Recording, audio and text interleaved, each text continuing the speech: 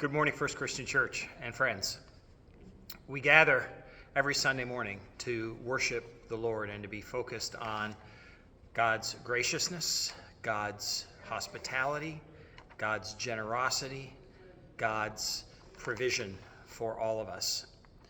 Today, Jesus continues a conversation with his disciples that follows up last week's confrontation with the Pharisees, where they were demanding signs and wonders so that they could determine for themselves whether or not Jesus was worthy.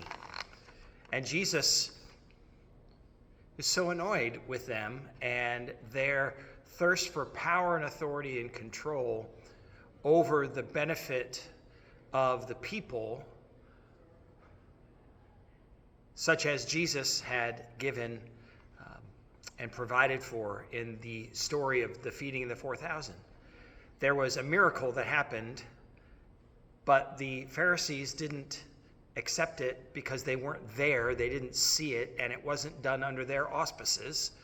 And Jesus says, I promise you, you will never get the sign that you demand. But of course, Jesus and the disciples continue to travel. And so the story continues at this very next verse. It says, Jesus left them, got back in the boat, and headed for the other side.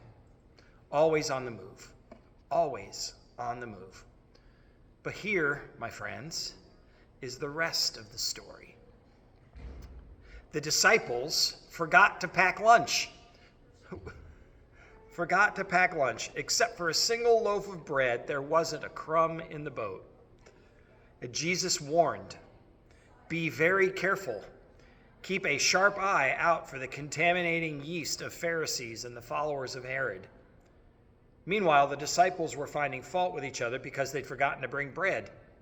Jesus overheard them and said, why are you fussing because you forgot bread? Don't you see the point of all this? Don't you get it at all? Remember the 5 loaves I broke for the 5,000? How many baskets of leftovers did you pick up? And they said 12. And the 7 loaves for the 4,000, how many bags full of leftovers did you get? 7. And he said, do you still not get it? Do you still not understand? Not just the miraculous and the power and the authority, but do you still not understand the generosity and the provision of God that goes so far beyond what we can provide for ourselves? Do you still not understand the nature of God's kingdom? So they arrived at Bethsaida, and some people brought a sightless man and begged Jesus to give him a healing touch. Taking him by the hand, he led them out of the village. He led the man out of the village. He put spit in the man's eyes, laid hands on him, and asked, do you see anything? He looked up. I see men. They look like walking trees. So Jesus laid hands on his eyes again. And the man looked hard and realized that he had recovered perfect sight, saw everything in bright 20/20 focus. And Jesus sent him straight home, telling him, don't enter the village. Don't you get it? Don't you get it? What is our adventure in missing the point? Don't you get the nature of God's character? Don't you get the depth of God's love? Don't you get the graciousness that comes in relationship with the one who created it all? Don't you get? God is not poised for the slightest forgetfulness. They forgot the bread.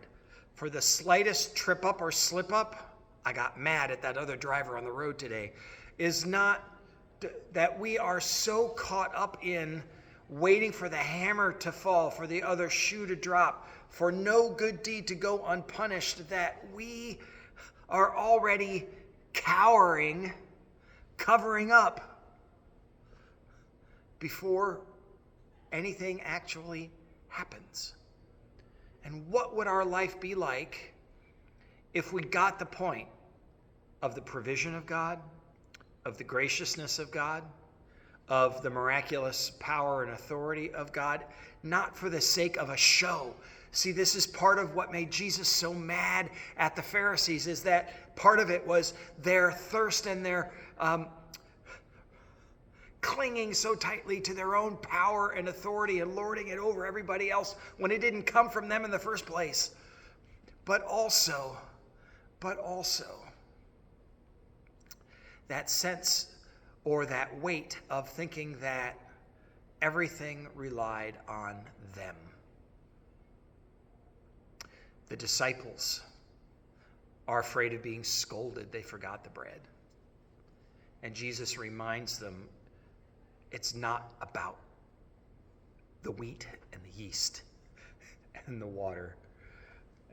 It's not about the stuff. The stuff provides, the stuff is a vehicle, but our experience of God's presence and the work of God's reign, God's kingdom in us, lives in the relationship and in the trust, and in that sense that when we are with Jesus, there will always be enough to go around. Do we get it? Do we understand it? Has it gotten into us? Not just that we have it in our thoughts and we agree that this is what it is like, but is it in us? Is it our life? Is it the way we relate to one another? Do we rest in the power of relationship? Do we rest in that sense that we have already been embraced and loved and welcomed and forgiven? And do we then live in that relationship with one another? We don't have to constantly be afraid. We don't have to be scolding one another for our trip-ups and slip-ups. We don't have to wonder whether or not we have enough, whether it's enough bread or enough money or enough power or even enough faith. For Jesus reminds us, it's another passage, but he does remind us, as small as a mustard seed. And God will do amazingly wonderful, miraculous things beyond our imagining with it. And isn't that the point between last week's story and this one? Don't we get it? Don't we get it? With God, there is always enough. Thanks be to God.